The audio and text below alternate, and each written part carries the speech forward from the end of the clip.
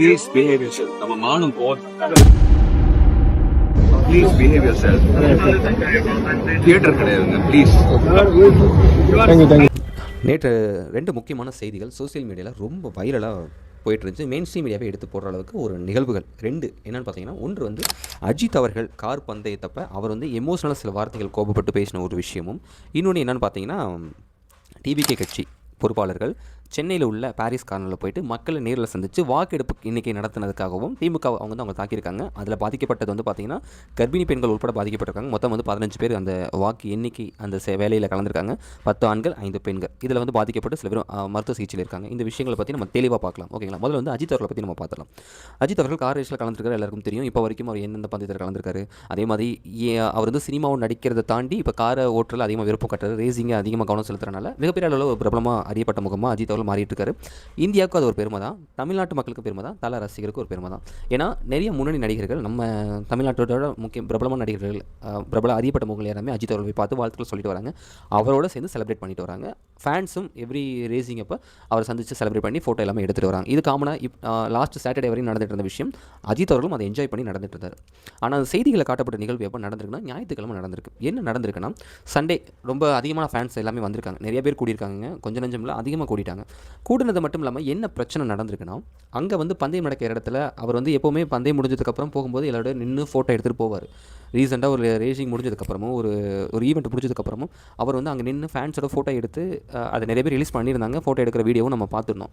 அதை தொடர்ந்து இப்போ என்ன நடந்திருக்குன்னா, நிறைய பேர் வந்து அந்த இடத்துல கூட்டம் சேர்ந்தது மட்டும் இல்லாமல் அந்த கார் மேலே ஏறி உட்காருது, அந்த காரை வந்து டேமேஜ் பண்ணுற மாதிரி நடந்துக்கிறது. சில பேர் அதில் மது அருந்திருந்தாங்க. ஃபேன்ஸ் எல்லாருமே இல்லை, சில பேர் ஒரு குறிப்பிட்ட நபர்கள் மது அருந்திட்டு அங்கே வந்ததாக சொல்லியிருந்தாங்க. சத்தம் போட்டு கூச்சல் போட்டு அங்கே இருக்கவங்களுக்கு தொந்தரவு கொடுத்ததா, இந்த மாதிரி நிகழ்வுகள் எல்லாமே அங்கே நடந்திருக்குங்க. இதனால் அஜித் அவர்கள் என்ன பண்ணியிருக்காங்கன்னா, ப்ளீஸ் அவர் ரொம்ப ரெக்வஸ்ட் பண்ணி பேசுவார். அது ரொம்ப சங்கடமாக இருந்துச்சு. ஏன்னா அவர் அந்தளவுக்கு பேசுகிற அளவுக்கு ஃபேன்ஸ் வச்சுக்கிட்டதே இல்லை. ஏன்னா அஜித் அவர்கள் சொன்னால் அஜித் ஃபேன்ஸ் கேட்பாங்க. அவரை பெருமைப்படுற அளவுக்கு தான் அஜித் அவர்கள் ஃபேன்ஸ் பண்ணிகிட்டு இருப்பாங்க. ஆனால் அஜித் அவர்கள் ரெக்வஸ்ட் பண்ணி சில வார்த்தைகள் மனசை போய் தாக்குற அளவுக்கு சில வார்த்தைகள் பேசுனது வந்து பார்த்திங்கன்னா எனக்கு ரொம்ப சங்கடமாக இருந்துச்சு. ஃபேன்ஸு சில பேர் அப்படி தான் இருப்பாங்க. ஓகேங்களா? நம்ம எல்லாரையும் கண்ட்ரோல் பண்ண முடியாது. சில பேர் ரொம்ப தீவிரமாக ரசிக்கக்கூடிய மக்களாக இருப்பாங்க. அவங்க போய் பார்த்து கூட இந்த மாதிரி உணர்ச்சி வசப்பட்டு பண்ணிக்கலாம். அதுவும் இல்லாமல் அஜித் அவர்கள் ஓட்டின கார் எப்படி இருக்கும் அப்படிங்கிறத தொட்டு பார்த்துக்கலாம். ஏறி உட்காந்து ஃபோட்டோ எடுத்திருக்காங்க. கார் வந்து டேமேஜ் பண்ணுற மாதிரி நடந்திருக்காங்க. இதுக்காக அந்த கார் ரேசிங் நடந்த அந்த கமிட்டி வந்து என்ன பண்ணியிருக்காங்கன்னா, இந்த அஜித் அவர் டீமுக்கு வந்து ஃபைன் போகிற அளவுக்கு போயிருக்கு. இந்த மாதிரி வந்து டேமேஜஸ் வந்துச்சுன்னா நீங்கள் ஃபைன் கட்டுற மாதிரி இருக்குன்னு சொல்லி ஃபைன் போகிற அளவுக்கு போயிருக்கு. ஃபைன் கூட பிரச்சனை இல்லைங்க, அது ஒரு கெட்ட பேர் தானே. அது மட்டும் இல்லாமல் ரேசிங் டயத்தில் கார் ஸ்டார்ட்டும் ஆகலை. அந்த டயத்தில் அவர் ஸ்டார்ட் ஆகலை. ஃபேன்ஸ் எல்லாம் ஏறி உட்காந்தாங்க. ஃபேன்ஸ் எல்லாம் கார் தொட்டு பார்த்தாலும் ஸ்டார்ட் ஆகலை. இல்லை நேரமோ என்னமோ அந்த இடத்துல காரும் ஸ்டார்ட் ஆகலை. அது ரொம்ப டென்ஷன். ஏன்னா ரேசிங்கிறது ரொம்ப முக்கியம். அது வந்து நல்ல பயங்கரமான பேக் அவுட் பண்ணியிருப்பாங்க. F1 மூவி நீங்கள் எல்லாருமே பார்த்துருப்பீங்க. 2025 ரிலீஸ் ஆன ஒரு ஹாலிவுட் மூவி. அது பார்த்தாலே உங்களுக்கு தெரியும் எந்த அளவுக்கு அதில் வந்து பின்னாடி ஒர்க் பண்ணியிருப்பாங்க, எத்தனை பேர் அதுக்கு ஆர்டர் பண்ணுறாங்க, டிரைவரை தாண்டி அந்த டிரைவர் அந்த இடத்துல ஜெயிக்கணுங்கிறதுக்காக பின்னாடி எத்தனை பேர் வேலைகள் உழைப்புகள் இருக்குங்கிறத நம்ம F1 படம் பார்த்தா தெரியும். அதே மாதிரி தான் இந்த ரேஷியும். அந்த ரேசிங்கில் அஜித் அவர்கள் கலந்துக்கிறாங்கன்னா அதுக்கு பின்னாடி அத்தனை டெக்னீஷியன்ஸ், அத்தனை ஹெல்ப்பர்ஸ் எல்லாருமே அதில் ஒர்க் பண்ணி வெற்றிக்காக காத்துக்கிட்டு இருப்பாங்க. அந்த சூழ்நிலையில் ரேஸ் ஸ்டார்ட் ஆக வேண்டிய நேரத்தில் கார் ஸ்டார்ட் ஆகலைங்கிறது ரொம்ப கஷ்டமான விஷயம் தான். அதை கண்டிப்பாக எந்த ரேசருமே ஏற்றுக்க மாட்டாங்க, எந்த ரேசருமே ஒத்துக்கவே மாட்டாங்க. அதை அக்செப்ட் பண்ணிக்கிறதே ஒரு மனநிலைமை கண்டிப்பாக எல்லாருக்கும் பத்தாது. அப்படி இருக்கும் சூழ்நிலையில் இந்த ப்ரெஷர் வேறு. ஃபேன்ஸ் கூட்டிட்டாங்களே, ஃபேன்ஸ் எல்லாருமே சுற்றி நிற்கிறாங்களே, ஃபோட்டோ எடுத்துகிட்டே இருக்காங்களே, அங்கே சுற்றி இருக்க பவுன்சர்ஸ் எல்லாமே கொஞ்சம் ரொம்ப அவங்களும் கஷ்டப்பட்டாங்க. இன்னொன்று வந்து பார்த்திங்கன்னா கார் வந்து டேமேஜ் பண்ணுற மாதிரியான சூழ்நிலைகள் அமைஞ்சது. அது இல்லாமல் அங்கே உள்ள கமிட்டி வந்து பார்த்திங்கன்னா ஃபைன் போகிற அளவுக்கு ஒரு கெட்ட பேர் உருவாகிற நிலைமை சூழ்நிலை உருவானதுக்கு தான் அஜித் அவர்கள் இந்த மாதிரி ஒரு கமெண்ட் கொடுத்துருந்தாரு. அது ரொம்ப அவர் சொல்லும்போது ரொம்ப கஷ்டமாக இருந்துச்சு. என்னடா நம்ம அஜித் அவர்களை இந்த அளவுக்கு பேசுறதுக்கு ஃபேன்ஸ் வச்சுக்கிட்டாங்க அப்படின்னு சொல்லும்போது வருத்தமாக இருந்துச்சு. இன்னொன்று அஜித் அவர்கள் சொன்னால் ஃபேன்ஸ் கேட்பாங்க, அது எல்லாருக்குமே தெரியும் தான். பட் உணர்ச்சிசப்பட்டு சில பேர் நடந்துட்டாங்க. சில அதில் மது போதையில் இருந்ததாக ஒரு தகவல் இருக்குது. எந்த அளவுக்கு உறுதின்னு தெரியல. இன்கேஸ் ஒரு மது போதையில் இருந்தால் கூட அப்படி நடந்திருக்கலாம். ஓகேங்களா? அதுதான் இந்த காணொலி. அந்த காணொலி நடந்த உண்மை சம்பவம் இதுதான். ஓகேங்களா? இதனால தான் அஜித் அவர்கள் அந்த ரிக்வெஸ்ட் பண்ணி பேசியிருப்பார். ஓகே, இப்போ அடுத்து டிவிகேக்கு வரும். டிவிகே கட்சி நபர்கள் வந்து திமுகவோட கட்சியை சார்ந்த பிரமுகர்கள் அங்கே உள்ள கட்சியில் உள்ள பொறுப்பாளர்கள் வந்து தாக்கியிருக்காங்க. என்ன நடந்திருக்குன்னா, கட்சியில் உள்ள நபர்கள், டிவிகே கட்சி நபர்கள் கட்சி துண்டை போட்டுக்கிட்டு மக்கள்கிட்ட போய் ஓட்டு எண்ணிக்கை கணக்கு எடுத்ததாக தகவல் இருக்குது. செய்திகள் அப்படி தான் வந்துச்சு. ஒரு ஓட்டு எண்ணிக்கை எடுக்கிறதா இருந்துச்சுன்னா அது வந்து ஒரு காமன் பீப்புளாக போயோ இல்லை மீடியாவோ எடுப்பாங்க, இல்லைனா ஒரு டீம் போய் எடுப்பாங்க. அவங்க ஒரு கட்சி சாரா நபராக இருப்பாங்க. அவங்க ஒரு கட்சி சார்ந்து அந்த கட்சியோட அடையாளத்தோடு போய் மக்கள்கிட்ட போயிட்டு ஓட்டு எண்ணிக்கை எடுக்க மாட்டாங்க. ஏன்னா அந்த மாதிரி எடுக்கவும் கூடாது. ஓட்டு எண்ணிக்கைங்கிறது காமனாக தான் எடுக்கணும். ஓகேங்களா? உங்களுக்கு ஒரு கட்சி பிடிச்சிருந்தாலும் நீங்கள் மக்கள்கிட்ட கேட்கும்பொழுது அவங்களோட ஒப்பீனியன் என்ன தான் கேட்கணுமே தவிர, நீங்கள் உங்கள் அடையாளத்தை வெளிப்படுத்திட்டு ஒப்பீனியன் கேட்கறது ரொம்ப தப்பான விஷயம். இதெல்லாம் டிவிக்கே பண்ணதா செய்திகள் வருது. இன்னொன்று என்னென்னு பார்த்தீங்கன்னா, வாக்குவாதங்கள் ஏற்பட்டிருக்கு. திமுக வந்து அவங்க என்ன சொல்லியிருக்காங்கன்னா, இந்த மாதிரி நீங்கள் போலீஸ்ட்டு பர்மிஷன் வந்து வாங்கிடுங்க. நீங்கள் எப்படி வந்து ஒரு கட்சி சார்ந்து வந்து எப்படி மக்கள்கிட்ட கருத்து கணிப்பு எடுக்கலாம் அப்படின்னு சொல்லி திமுகவோட பொறுப்பாளர்கள், இப்போ ஆக்டிவில் உள்ள பொறுப்பாளர்கள் வந்து பேசும்போது வாக்குவாதம் ஏற்பட்டிருக்கு. இதில் தாக்குதல் நடந்திருக்கு. இதில் பாதிக்கப்பட்ட தாவிக்க கட்சியோட பெண் நிர்வாகிகள், ஆண்கள் எல்லாருமே சிகிச்சைக்கு ஹாஸ்பிட்டலில் சேர்த்துருந்தாங்க. அங்கே வந்து ஆதோ அர்ஜுன் அவர்கள், நிர்மல் குமார் அவர்கள் எல்லாமே நேரில் போய் பார்த்துருந்தாங்க. இந்த நிகழ்வு எப்படின்னா உண்மையிலே கண்டிக்கத்தக்கது தான். உண்மையிலே வருத்தம் தர விஷயம் தான்.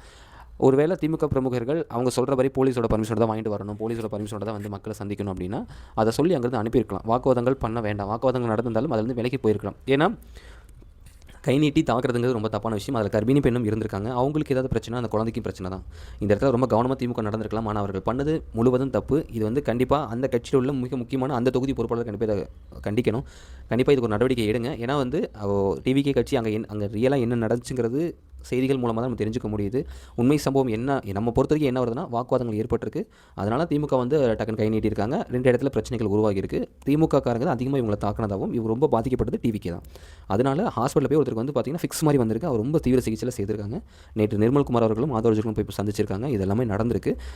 கட்சி தலைவர் விஜய் அவர்கள் ஒரு அறிக்கையும் விட்டிருந்தார். இந்த மாதிரி நடந்த துயர சம்பவத்தை ஏற்றுக்கவே முடியாது, இது கண்டனத்துக்குரியன்னு சொல்லி அவரும் கண்டன அறிக்கையை வெளியிட்டிருந்தார். இதை வந்து நான் என்ன மாதிரி பார்க்குறேன்னா, உண்மையிலேயே இது ரொம்ப தவறான ஒரு செயல். இந்த மாதிரி செயல் நடக்கவே கூடாது. நடந்துருச்சு. இது கண்டிப்பாக திமுக அவங்க பொறுப்பு ஏற்றுக்கணும். அந்த கட்சியில் உள்ள அந்த தொகுதி பொறுப்பில் பொறுப்பு ஏற்றுக்கணும். ஏன்னா அவங்க வந்து ஒரு கட்சி சார்பு நிலையில் வந்து எடுத்தது தப்பு தான். உண்மையிலே தப்பு தான். ஏன்னா ஒரு கட்சி சார்பில் வந்து மக்கள்கிட்ட வந்து கருத்து கணிப்பு எடுக்கக்கூடாது.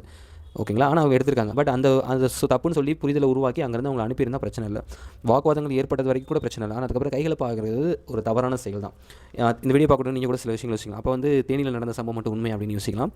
தேனியில் நடந்தது வேறு. ஓகேங்களா? சாட்டை திருமங்கன் அவர்கள் பேசும்பொழுது இப்போவும் சொல்கிறீங்க, நீங்கள் முன்னாடி உள்ள அரசியல் எல்லாத்தையும் நீங்கள் பார்த்தீங்கன்னா உங்களுக்கு தெரியும். ஒரு கட்சியாக ஒருத்தர் வந்து எதிர்வினை ஆற்றார்னா அந்த இடத்துல உடனே அதுக்கு ரியாக்ட் பிற கட்சிகள், அந்த பாதிக்கப்பட்ட கட்சிகள் பண்ண மாட்டாங்க. அந்த கட்சி மீட்டிங் முடிஞ்ச உடனே மறுபடியும் அதே இடத்துல பாதிக்கப்பட்ட கட்சியும் சரி, அந்த பேசினாங்களே அந்த பிற கட்சியும் சரி மேடை போட்டு மறுபடியும் இவங்க பதிலுக்கு பேசுவாங்க. இதுதான் நடக்கும். ஆனால் டிவிக்கு கட்சிக்காரங்க பண்ண செயல் அந்த மாதிரி கிடையாது. கட்சி மக்கள் சந்திப்பில் பேசும்பொழுது வந்து விசில் அடிக்கிறது, காரம் தான் அடிக்கிறது, டிவிக்கு கத்துறது, இது வந்து தேவையில்லாதது ஒரு விஷயம். இது வந்து தப்பான விஷயம் தான். இதுக்கெல்லாம் டிவிக்கெல்லாம் முட்டு கொடுக்க முடியாது. நீங்கள் பண்ணது தப்பு. அவர் வந்து சேலஞ்ச் பண்ணாது அங்கே சொல்லி காட்டிட்டு நின்னார். அதே மாதிரி அடுத்து நீங்கள் அந்த இடத்துல மேடை போட்டு பேசுகிறது தான் சரியான ஒரு அணுகுமுறை. ஓகேங்களா? ஆனால் அதுக்காக வன்முறையை தூண்டுற அளவுக்கு செயல்பாடுகள் பண்ணது டிவிக்கு தான். அது தேனியில் நடந்தது வேறு. ஆனால் இங்கே சென்னையில் பாரிஸ் கார்னரில் நடந்தது வேறு. அந்த மாதிரி நடந்திருக்கக்கூடாது. இது வந்து டிவி கட்சிக்காரங்க பண்ணது தப்பு தான். இது வந்து கண்டிப்பாக தலைமை கண்டிக்கணும். அதே மாதிரி துணை முதல்வர் கண்டிங்க. அந்த கட்சியில் உள்ள அந்த தொகுதி பொறுப்பாளர்கள் இதுக்கு பொறுப்பு ஏற்றுக்காங்க. ஏன்னா இது வந்து அதில் கர்ப்பிணி பெண்ணும் பாதிக்கப்பட்டிருக்காங்க. இது ரொம்ப சங்கடமான விஷயமா இருக்குது. ஸோ இந்த மாதிரி நிகழ்வு வந்து நம்மளால் ஏற்றுக்க முடியலைங்க. ஓகேங்களா? டிவிக்கு கட்சிக்காரங்க அந்த பாதிக்கப்பட்ட நபர்கள் வந்து ஹாஸ்பிட்டலில் இருக்காங்க. சிகிச்சை பெற்று வீட்டுக்கு வரணுங்கிறத நான் வேண்டிக்கிறேன். மறுபடியும் இன்னொரு முறை நீங்கள் மக்கள் கருத்து கணிப்பு எடுக்கும்பொழுது ப்ராப்பராக ஒரு வேளை அது பர்மிஷன் வாங்குற மாதிரி நிலைமை இருந்துச்சுன்னா அதை வாங்கிட்டு ஒரு கட்சி சார்பு நிலையில் போய் மக்களை சந்தித்து ஓட்டு எடுத்தீங்கன்னா கண்டிப்பாக பிற கட்சிகள் கேட்க தான் செய்வாங்க. ஸோ அதை தவிர்க்கிறதுக்கான நடவடிக்கையில் அடுத்து செயல்படுங்கிறது தான் நம்மளோட கருத்து. ஓகேங்களா? ஸோ இந்த வீடியோவில் 2 நிகழ்வு பற்றின கருத்துக்கள் நான் சொல்லியிருக்கேன். இதை பற்றி நீங்கள் என்ன சொல்லி கமெண்ட் பாக்ஸில் பதிவு பண்ணுங்கள். சேனலை சப்ஸ்கிரைப் பண்ணுங்கள். மேலும் இன்னொரு அரசியல் கருத்து மீண்டும் உங்களை சந்திக்கும் வரை உங்களிடம் விடைபெறுவது உங்கள் கார்த்திக். வாழ்க தமிழ்.